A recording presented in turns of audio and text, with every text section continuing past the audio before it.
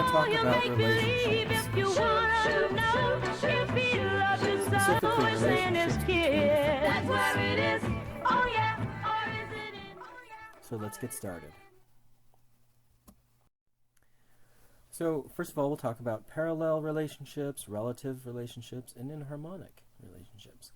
Parallel keys will have the same tonic. So the key of A major and A minor are parallel keys. Same with B flat major and B flat minor. Relative keys are the keys that have the same key signature. So A major and F sharp minor are relative. Now, inharmonically equivalent keys are those that have the same sound but are spelled differently. C sharp major and D flat major are examples of that. Now, for every key, there are 5 closely related keys. And all of the other keys are distantly related. Sometimes we call them foreign keys as well.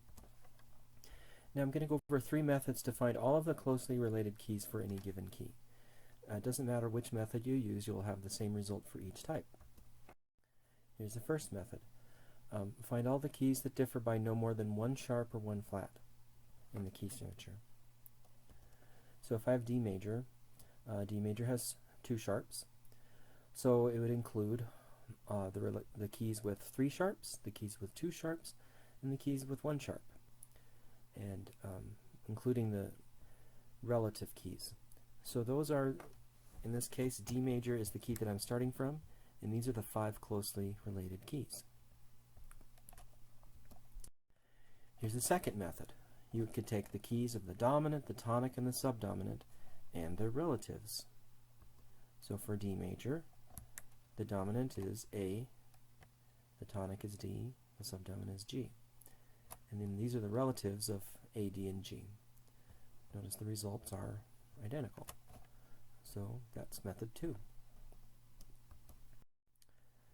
Method 3 is to take the keys that are represented by all of the triads, all of the major and minor triads in the home key. So if I have D major, the 1 chord is D major, the 2 chord is E minor, the 3 chord is F sharp minor, 4 chord is G major, 5 chord is A major, and 6 is B minor. We wouldn't use the 7 triad because that's a diminished triad. So these are the same keys as the other methods resulted in. And you can also just think of it just writing out a scale almost. There, D, E, F sharp, G, A, B. Okay, now if you wanted to use the third method, you would need to be aware for minor keys that you're going to be using the triads that would happen in natural minor without raising the leading tone. So the minor 5 and the major 7, and I'll show you why. So if I start in E minor, I would use the 1 chord, which is the same key. The key of 2 diminished would not be a key. The major 3 is G major, minor 4 is A, the minor 5 is B minor. And why wouldn't I use B major then, because that's the major 5, right? Well, think about it. E minor has 1 sharp, B major would have 5. Those are not closely related. B minor has 2, so those are closely related. The key of 6 is C, the key of 7, which is the D major, not D sharp diminished, right? But D major. Okay, so keep that in mind if you use minor keys use method 3 for minor keys. Just now to a basic summary of key relationships in general. As you're going from one key to another, some of the pairings are more common. It would be most common if you're in a major key to modulate to the dominant. If you're in a minor key, it's most common to modulate to a relative major. After that, the next most common keys would be modulating to any of the 5 closely related keys that we've been talking about.